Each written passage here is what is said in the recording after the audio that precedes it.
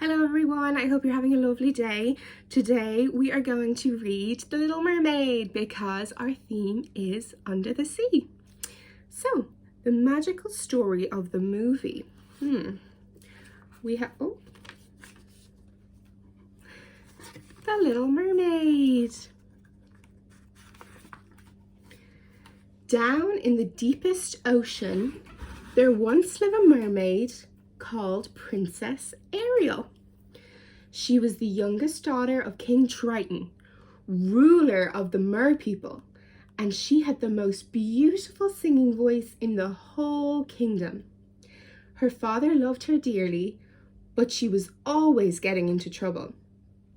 Ariel longed to be part of the human world and spent her time exploring old shipwrecks.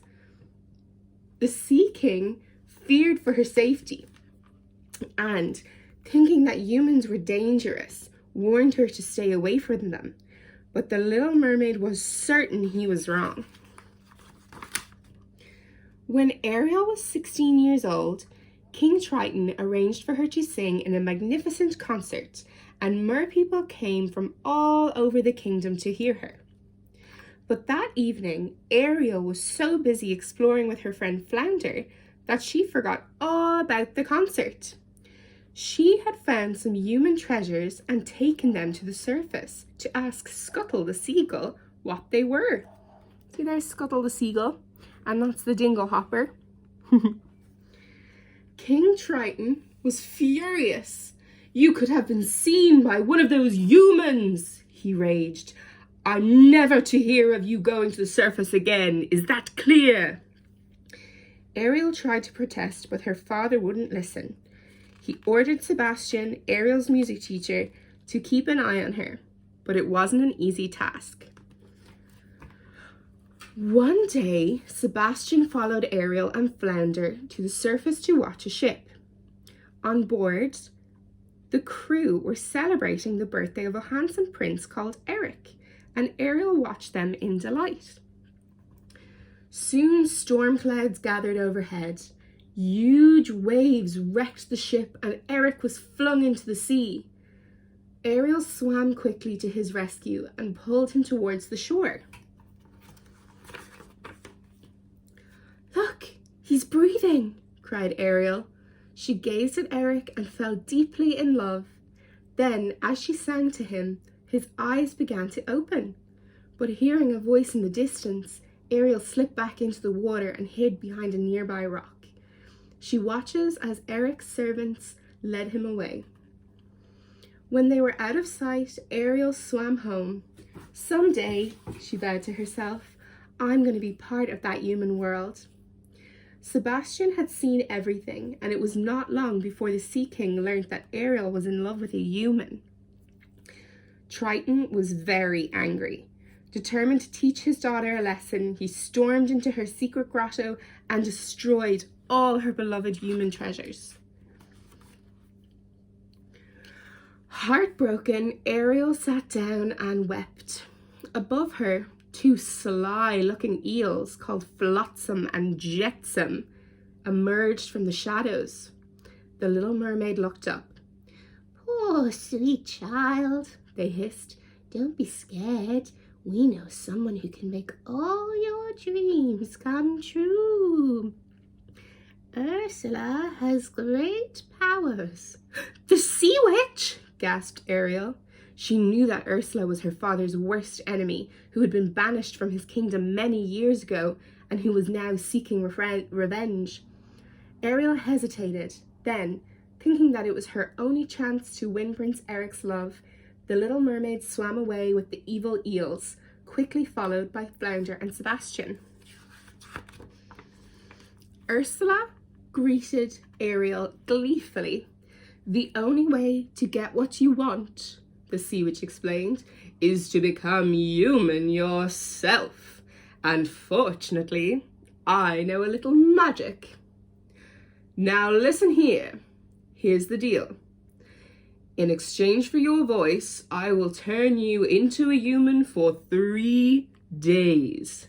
If Eric hasn't given you a kiss of true love in that time, you will become a mermaid again and belong to me forever. A scroll appeared in Ursula's hand. Go ahead and sign, she urged. Ariel was terrified, but thinking of Eric again, she signed. A moment later, she was walking on the seashore, a human at last.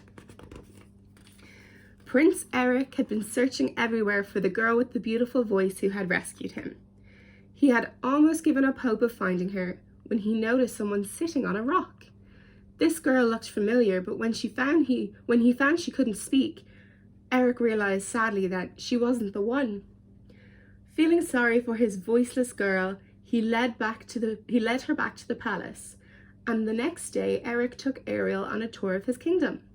They enjoyed being together, and Ariel was sure the prince was falling in love with her. She's combing her hair with the fork because she thinks it's a dingle hopper.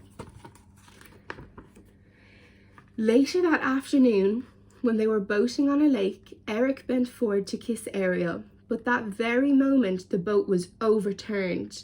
The sea witch had been watching them, and fearing her plan was about to fail, she had sent her precious eels to take action.